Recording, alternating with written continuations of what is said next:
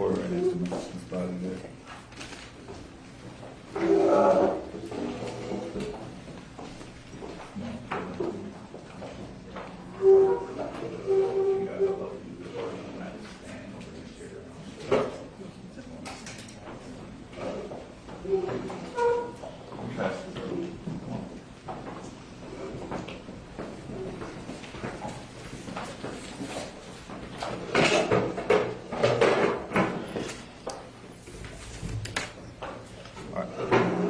We've tried to get everyone's names to the media. However, before we start speaking, everyone will introduce themselves and who they are and spell their names.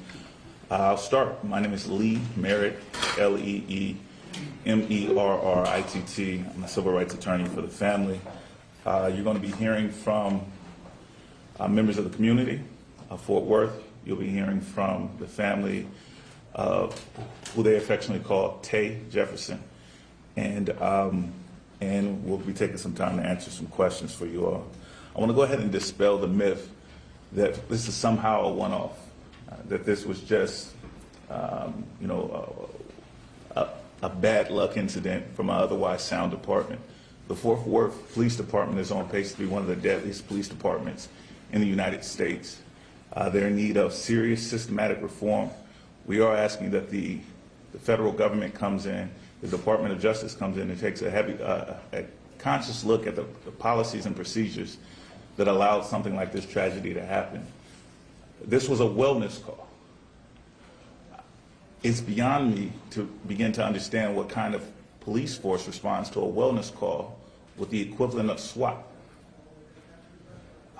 This department and their officers violated not only the rights of Tay Jefferson and her family, but they just made common sense mistakes. They passed an open door. They failed to announce themselves. They passed a second open door. They failed to announce themselves. They creeped around the back of the apartment and entered a closed gate. They didn't have probable cause at this point, from what the neighbor told them, to even enter that property. They began creeping around and they created a deadly situation. The idea that they have blasted images of a firearm across the internet is obscene. Of course, a family owns a firearm. Of course, firearms are used to protect individuals from predators prowling about their property. That's only common sense. They created a deadly situation, and they responded in a way that is not unique to the city of Fort Worth. In the last 6 months, they've had 10 officer-involved shootings, seven officer-involved deaths. That's more than most nations for a single city in Texas. It represents a serious problem that must be addressed. So, of course, this family is calling for the firing of this officer. That's benign. That's the least we should expect. They're calling for this officer to be vigorously prosecuted, to be appropriately sentenced. That prosecution, the investigation, should be handled by someone other than the Fort Worth Police Department, specifically the Department of Justice, the FBI, or worst case scenario, the local sheriff's department. Anyone other than the city of Fort Worth who is clearly incompetent to investigate itself should be called in. We expect this to happen immediately. This happened Saturday. Why this man is not in handcuffs right now is a source of continued agitation for this family and for this community, and it must be addressed. In a moment, you'll hear from Corey Hughes, who is an activist and a member of the Fort Worth community, and then you'll hear directly from the family of Tay Jefferson.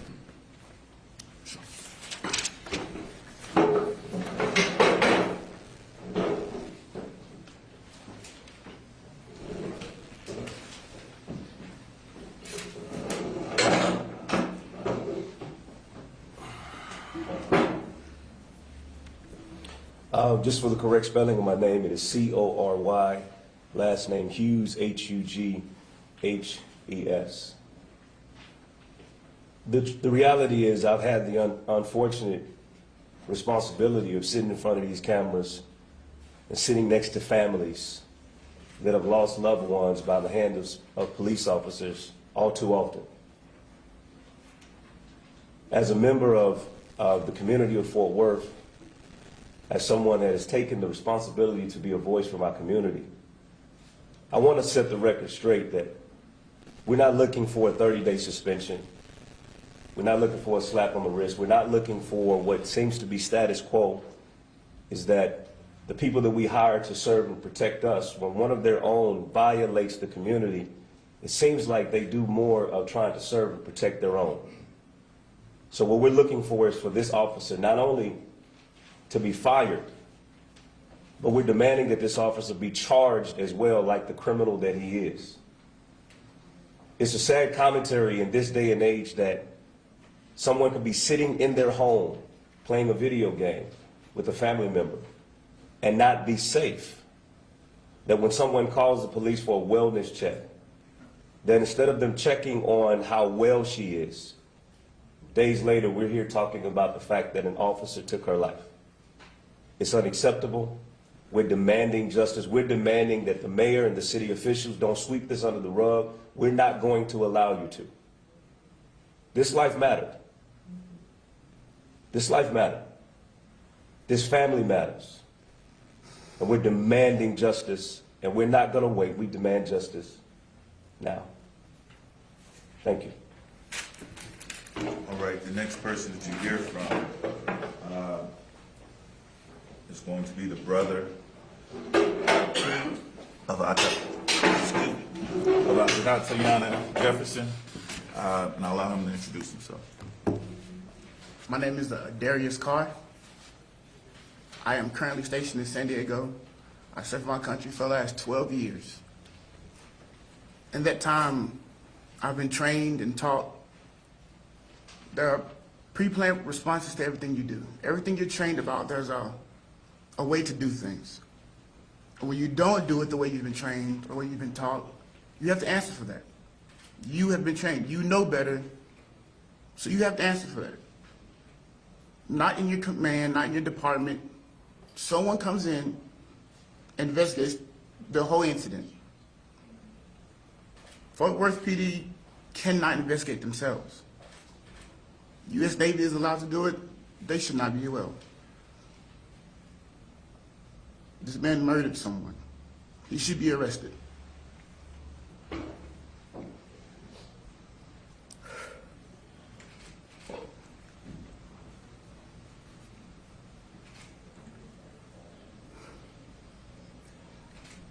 And we want to continue to echo the calls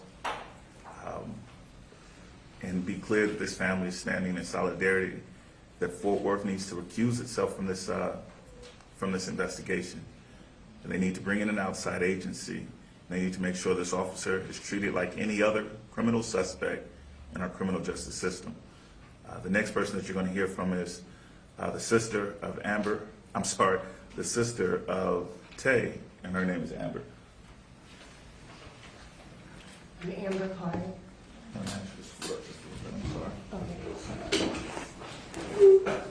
Amber Carr, I'm one of her older sisters. We're 11 months apart. We grew up together. The last time I spoke to my sister was last Saturday. She came to the hospital in Plano where I was recovering from a major heart surgery. She came, brought me food. She brought me a new cell phone. She talked about how this weekend actually was the weekend that she and my oldest sister were planning to take the boys to the fair, and asked me what did I want back, considering she knew I wasn't going to be able to walk the fair park. My sister, the relationship she has with my sons is undescribable. Sometimes people think that they're her kids and not mine.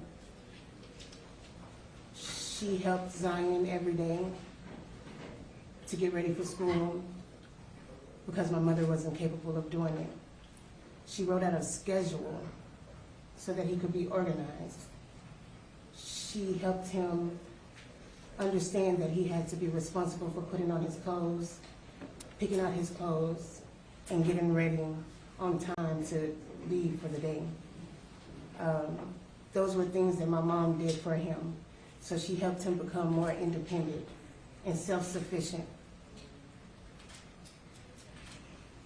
My son, who was there to witness the event, you would think that, he would show some type of sadness or emotions, but the first time I actually got to see him and pick him up from a facility for children, the first thing he told me was he was sad. And I asked him, why was he sad? And he told me because the police had shot his aunt. And at that time, I knew nothing about that. So he was the one who actually told me what happened. But at this time, he's my motivation. He's my biggest encourager. In the middle of the night when I'm crying, he wakes up and tells me to breathe in my nose and out my mouth. He holds me. He hugs me. And these are the things I should be doing for him, but he's not reacting in that manner. He's helping me to be strong. And I believe that's because my sister had a big part in that. The next person that you're going to hear from, she's prepared a statement. I'm going to allow her to come around. Her name is Ashley Carr. And she'll read over.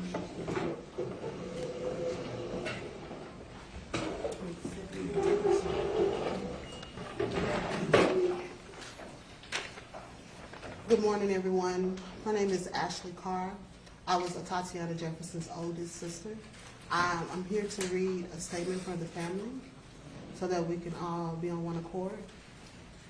An arc of a moral universe is a long one, but it bends towards justice. Martin Luther King. Our family first would like to thank the thousands who called, who sent messages, who reached out via social media, offering words of encouragement and condolences. We appreciate your powerful solitude with us as we go through this unbelievable time of shock and sorrow. Secondly, our family would like you to know more about this beautiful soul, Atatiana Jefferson. She was a smart, ambitious, kind person with a nurturing spirit. She was a graduate of Xavier University with a Bachelor's of Science degree in mathematics, in biology, and was committed to furthering her education. She was a hard worker where her co-workers saw her as a person of full integrity. She loved her family so much that at the age of 28, she decided to move into our mother's home to help her as her health was declining. Honor, integrity, commitment, and service. These are the attributes of Atatiana Jefferson. Any parent would be proud to call her a daughter. Any sibling would be proud to call her a sister. Any employer would be proud to call her an employee. Any neighborhood would be proud to have her as a neighbor. And any city would be proud to have her as a citizen. And yet, in the early mornings of October 11, 2019, she was simply going on along with her life, living a law-abiding citizen's peaceful life. And she was killed by a reckless act of a Fort Worth police officer. There is simply no justification for his actions. She was enjoying a life in her home where no one would have expected it to be her life to be in harm's way, especially not at the hands of a civil servant who had taken the oath to serve and protect. Our family now is asking the city of Fort Worth to exhibit the same characteristics of Atatiana Jefferson, to be honorable when it comes to narrating the memory of this beautiful soul, to have integrity and bring the federal government in to investigate, to be committed to a swift and appropriate prosecution. Serve the entire community of Fort Worth by training your officers to execute responses to appropriate situations.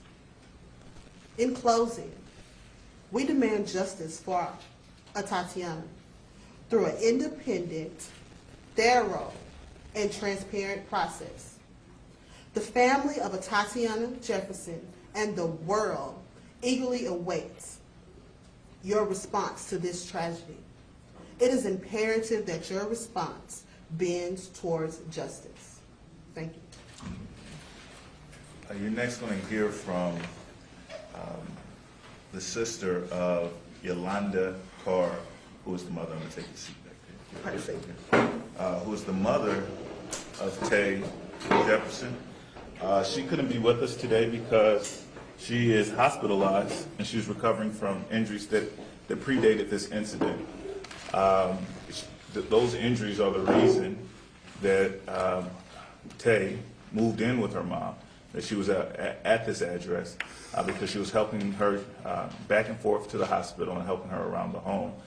She wants to be here and stand with her family.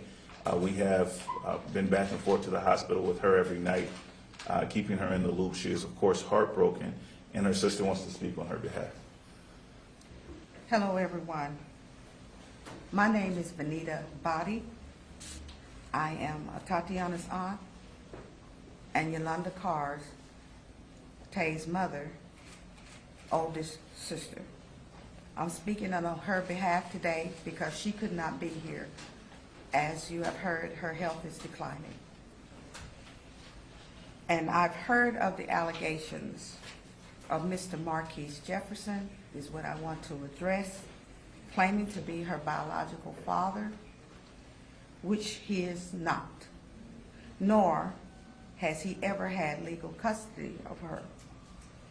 We have not as a family heard from Mr. Jefferson, and if he cares to reach out to us, we would be more than happy to address his concerns. And I want you to know that the GoFundMe page, that is family approved to Tay's legal family. And I thank everyone for their outreach, for their giving, and for the love that they have shown us today. All right, thank you so much.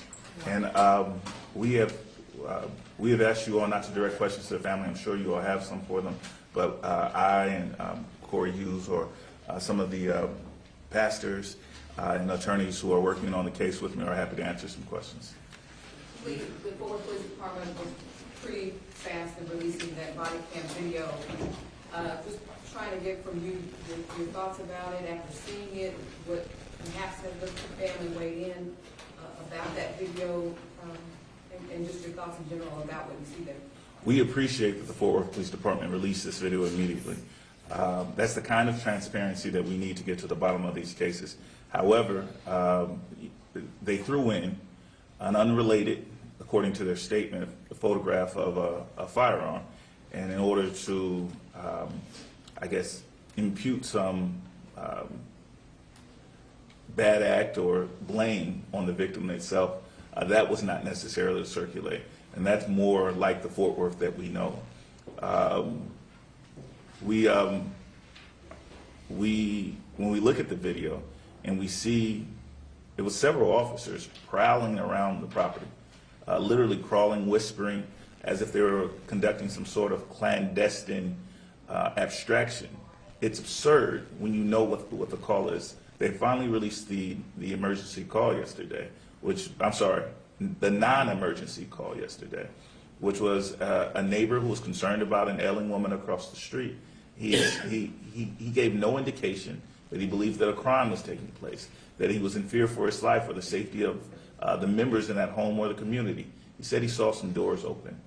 And so to see them, again, pass those open doors without announcing themselves, to park around the corner so that no one, if they happened to be near the home, could know who they were. And then to escalate the situation as they entered the property, it's just unacceptable. Lee? Yes.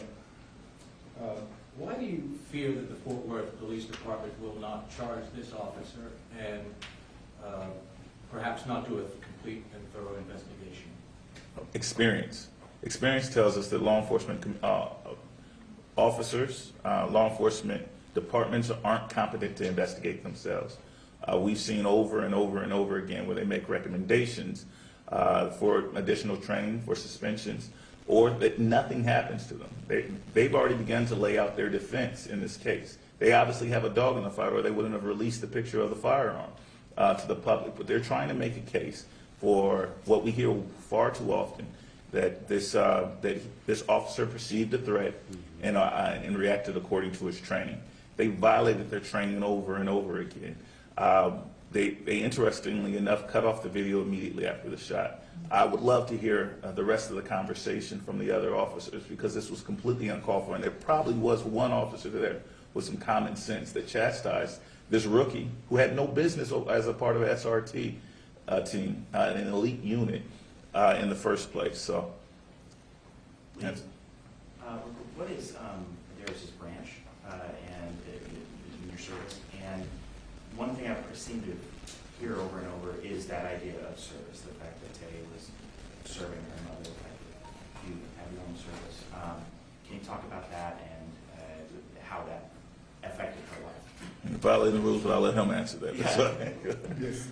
My service is U.S. Navy. Yeah. Service is real big for our family. We want to give back to this world. We want to make it a better place.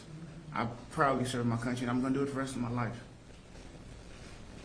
Okay, any other questions? Lee, you mentioned at the hammer there about Zion, and just how is he doing? I know he's 8, it's a benefit of the processes, but you've been able, the family's been able, he was there. That's something that sounds horrific. Zion surprises me with how much he recalls.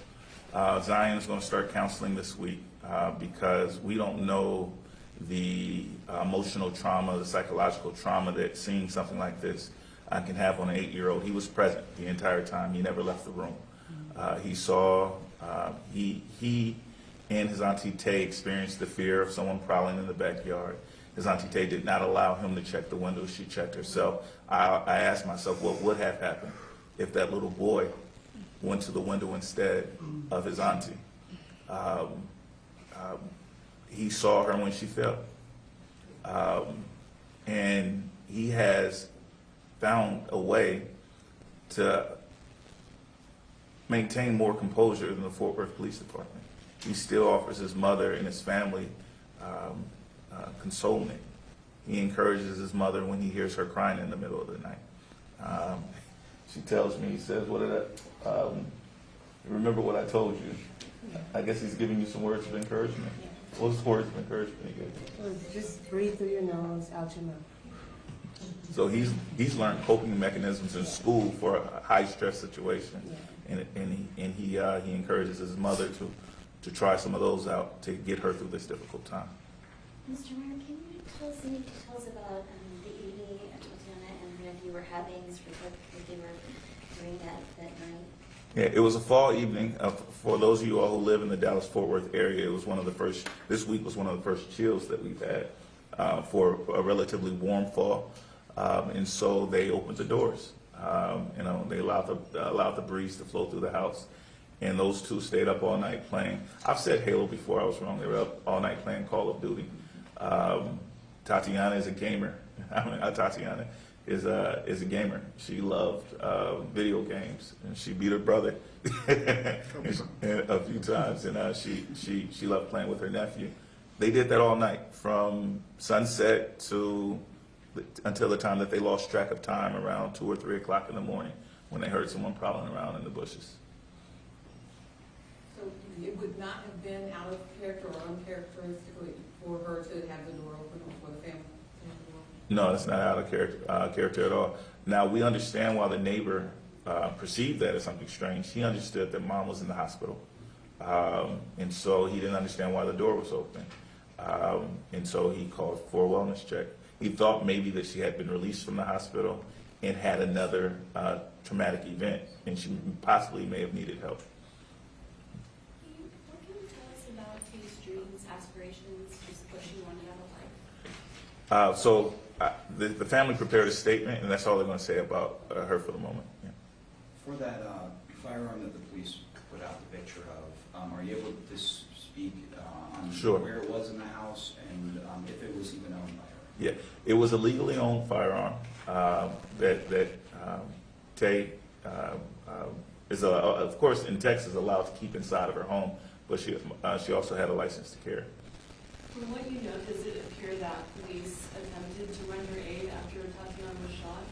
I haven't heard anything about the rendering of aid. My understanding is that she perished on the scene, but this family hasn't learned, and we're waiting to hear back from the medical examiner about where she was struck and what kind of steps were taken to try to save her life. Had the neighbor and the family been close? You mentioned that he knew she just got released from the hospital. Like, had they been close before? I'm sorry, this was a tight-knit community. People knew each other. And it's scary to see the Fort Worth Police Department's response to this community. We believe that the fact that this was a black neighborhood had a role in their response to it. The fact that they showed up with SWAT as opposed to your friendly neighborhood cop. But this was one of the nicest houses on the block. This was what you would expect in the situations for law enforcement to go over to the neighbor and say, hey, you made a call, do you want to come over with us? This is what American communities should expect, but black communities get the opposite. This is not the first time that a black person in Fort Worth called law enforcement for help and was brutalized. I, in fact, represent two. Jacqueline Craig, who called law enforcement for help, and instead had her and her teenage daughters brutalized on national TV. This is a pattern for that department, and it seems common when dealing with people of African American descent. We know that Fort Worth Police are scheduling some news event this afternoon. Does the family or any representatives of the family plan to attend that? We will be there. My office, I and my representatives from my office will be there. The only thing that we expect to hear is that this officer is immediately terminated and that they're recusing themselves from the investigation, that they've asked for an outside department to come in and take over investigating not only this officer's actions, but the department's practices. This is a problematic police department. I don't expect them to acknowledge that themselves, but they just lost a police chief who was suing them based on their what he has alleged is race-based discrimination. This is a police department that has been mentioned. There's been 10 incidents like this, 10 police officer involved shootings in the last 6 months, which is more than most nations after years and years. That chief is having a conference later today. He's going to be making some remarks, evidently something to the effect that he should be back. Do you have any thoughts about any of that? There needs to be steps taken to radically reform the city of Fort Worth. Chief Joel Fitzgerald held himself out as a reformer, and he, at least again, held himself out as hoping to make change. This family, the community, is less concerned with figureheads. We don't believe that Chief Fitzgerald is a savior, but there needs to be policies set in place, training set in place. There needs to be radical reform within that department. If Chief Fitzgerald is the person to lead the charge for, or I should say former Chief Fitzgerald is the person to lead the charge for reform, then absolutely. But it's not about putting a black face on it. It's about actual change.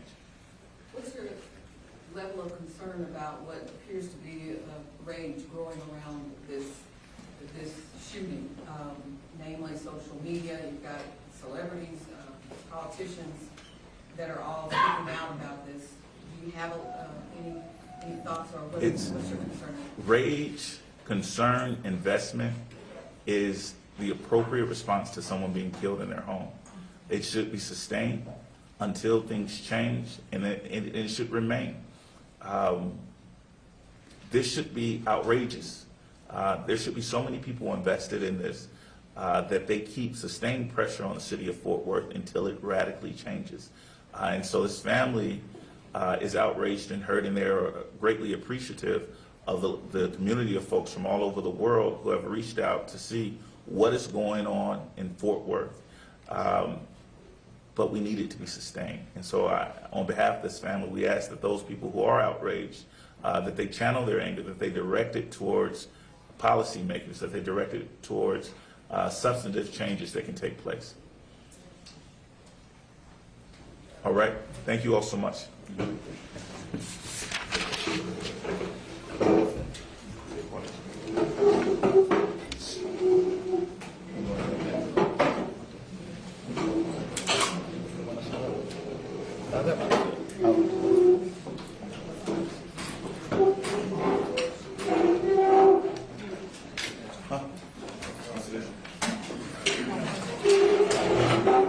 Sir, can I check Yeah, the spelling of your name? I'll grab someone to get it. Hey, Casey, can you get us, get everybody's stuff from their regular house? Eight.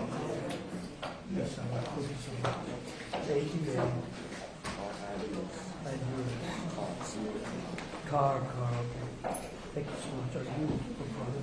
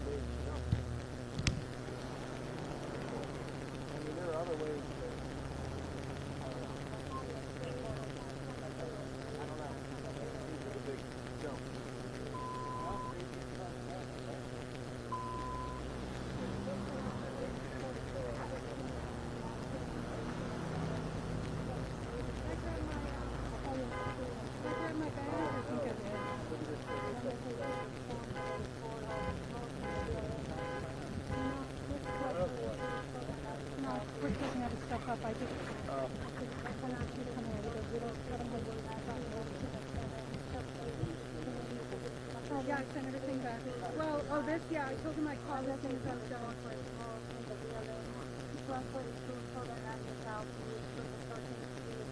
That's